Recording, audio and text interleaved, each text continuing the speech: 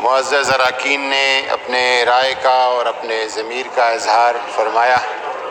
اسلام آباد مندر کی ایشو پہ،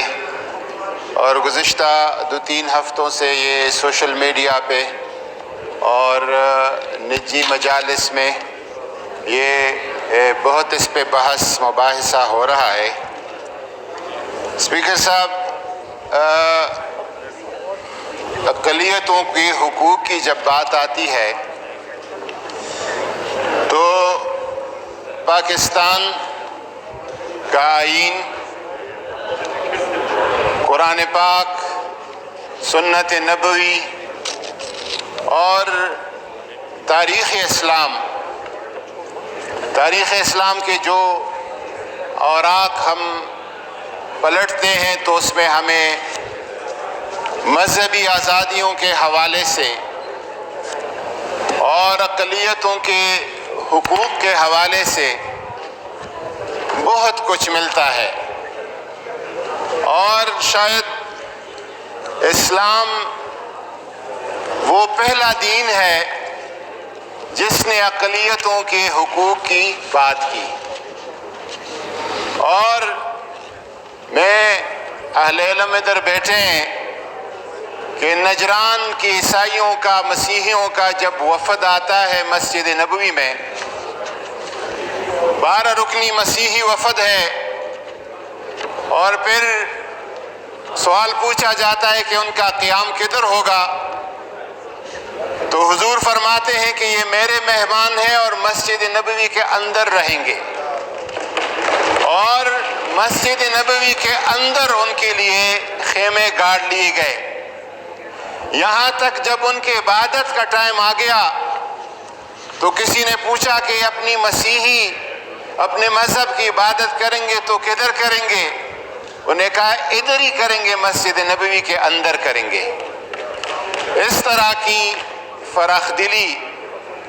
اس طرح کی مساوات کا جو درس اسلام نے دیا ہے کہیں پہ آپ کو نہیں ملتا ہے۔ حضرت عمر فاروق کا وہ تاریخی جملہ، جب مصر کے گورنر عمر ابن عاص کے بیٹے نے ایک قبطی غیر مسلم کو تپڑ لگایا اور اس کا شکوہ مدینہ منورہ پہنچ گیا، تو عمر فاروق رضی اللہ تعالیٰ عنہ نے گورنر مصر عمر ابن عاص کو لکھا کہ ان لوگوں کو اپنے ماؤں نے آزاد جناتا، آپ نے کب سے ان کو غلام بنا دیا ہے؟ اور سر عام بازار میں اس قبطی کو، اس غیر مسلم کو کہا گیا کہ آؤ، اور عمر ابن عاص کے بیٹے نے جس طرح آپ کو ضرب لگائی ہے اسی طرح مجمع میں آپ ضرب لگا کے اپنا انتقام لے لو۔ یہ وہ اصول ہیں اسلام کے جو ہمیں بتائے گئے ہیں، اور اسلام نے ختم کر دی ہے بات لکم دینکم ولی دین، آپ اپنے دین پہ چلیں اور ہم اپنے دین پہ چلتے ہیں۔ اسلام نے مذہب پہ، عقیدے پہ زور دیا ہے، لیکن عقیدے کے ساتھ ساتھ جس چیز پہ زور دیا ہے وہ انسانیت اور انسانی رویوں پہ زور دیا ہے۔ میں گزارش کرتا ہوں کہ اس بحث میں نہ پڑیں کہ اقلیتوں کے حقوق اس ملک میں کیسے ہیں۔ ہمارا دین اس میں واضح ہے، قائد اعظم کے فرامین اس میں واضح ہیں، آئین اس میں واضح ہے، اور مکمل مذہبی آزادی ان کو حاصل ہے۔ اور پریکٹیکلی، عملی طور پر پاکستان کوئی بھی غیر جانبدار ادارہ، کوئی بھی ایسا میکینزم ہو، اگر تحقیق کیا جائے تو یہ ثابت ہو جائے گا کہ اس ریجن کے جو ممالک ہیں ہمارے آس پاس پڑوس میں، ہم نام نہیں لیتے، ان ممالک میں پاکستان کا اقلیتوں کے ساتھ جو رویہ ہے سب سے شائستہ، سب سے بہتر اور سب سے مناسب رویہ ہے۔ اس بات میں اور خاص کر موجودہ حکومت نے پاکستان تحریک انصاف کے منشور مینیفیسٹو کا حصہ ہے۔ اقلیتوں کو اگر ان کی حقوق میں کہیں پہ رکھنا ہے،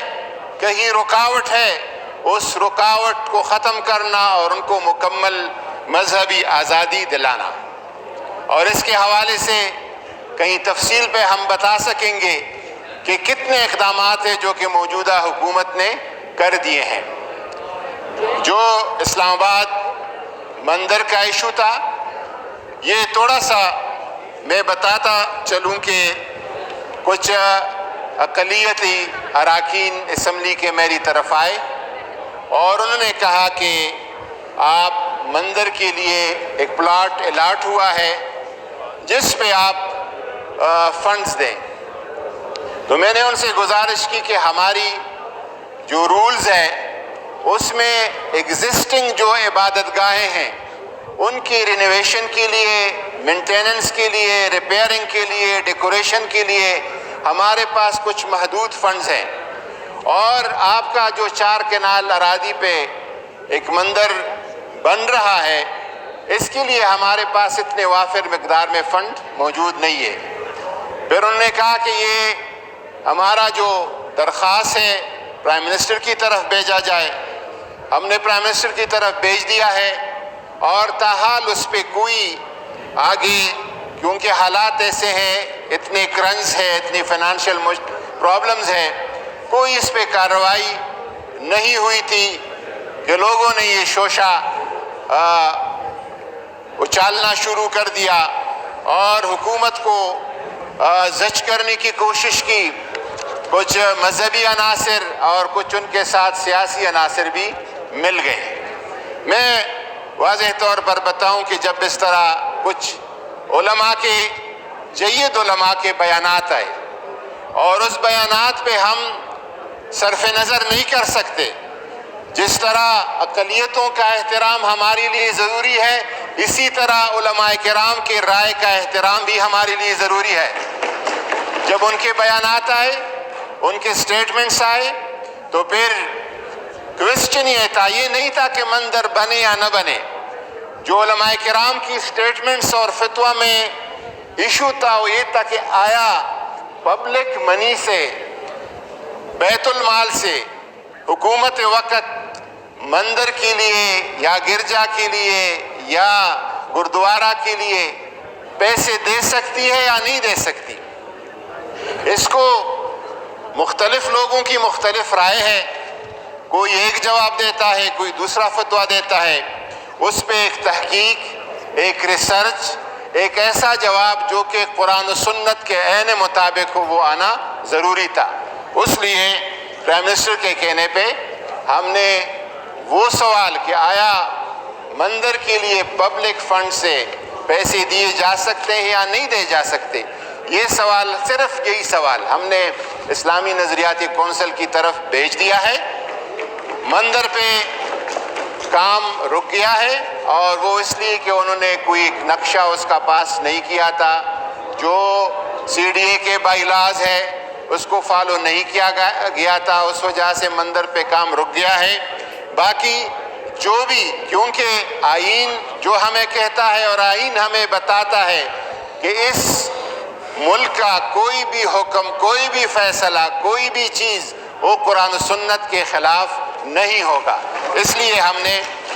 اسلامی نظریاتی کونسل کی طرف بھیجا ہے، اور انشاءاللہ تعالی وہاں پہ تمام مسالک کے شیعہ، سنی، بریلوی، دیوبندی، اہل حدیث، جید علماء وہاں پہ موجود ہے،